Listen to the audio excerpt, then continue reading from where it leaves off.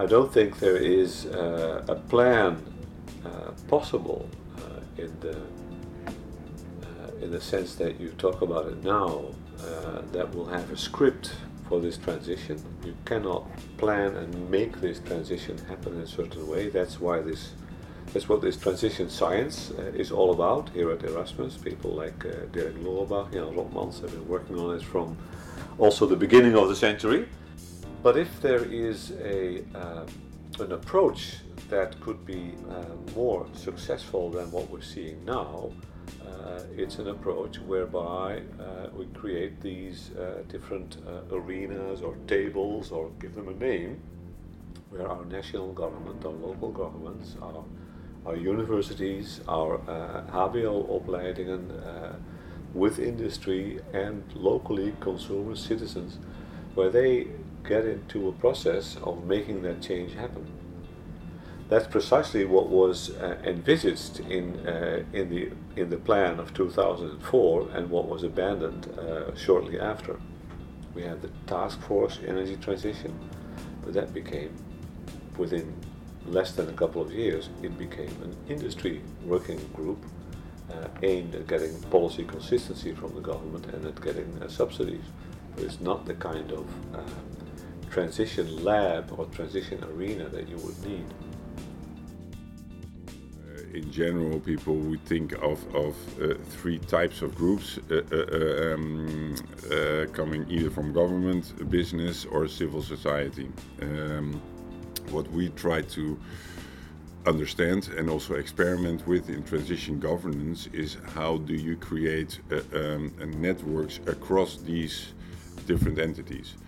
So we feel that the government or the business or the civil society doesn't exist, but it's a garbage bin category where you have individuals or organizations that are either reactive, passive, or might be very proactive and even transformative.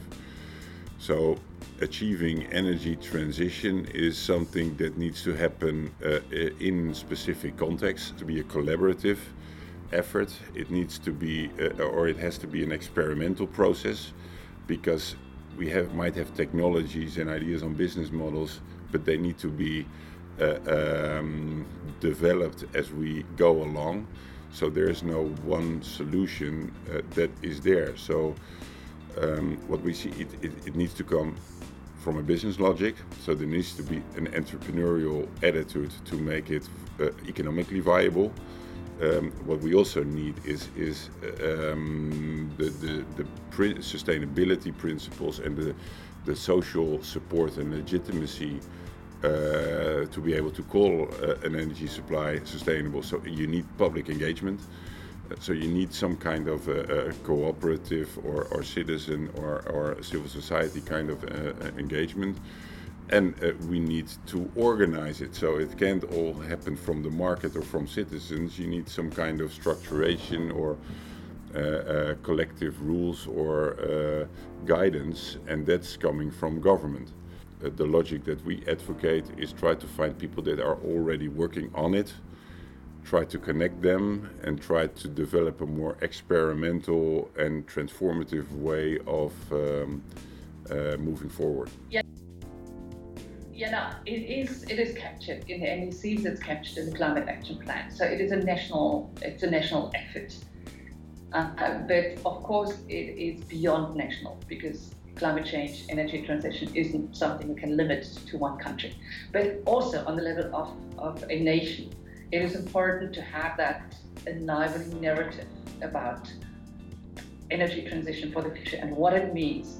So in the moment you want to have an enlivening narrative about the future, you definitely need to involve the private sector, you need to involve multinational companies, but you need to involve small companies. That is extremely important, because they're usually the backbone of the economy.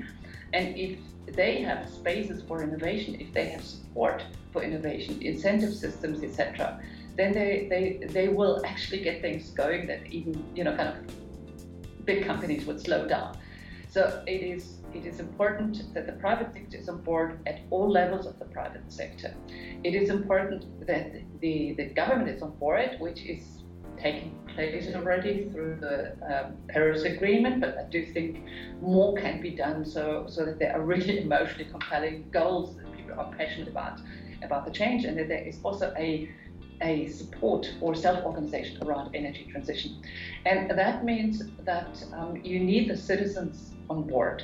And you can say the citizens are sometimes represented by NGOs, and that is important, but you need for a fast energy transition decentralized solutions. You need municipalities, you need communities, you need NGOs, you need, of course, research institutions. So you kind of limit it to three big stakeholders. You need to look at each of the sectoral, of the three big stakeholder groups in the society, and you need to develop your national plans, your energy transition in that way, in multiple different forms. So it cannot just be one government initiative, it needs to be several initiatives.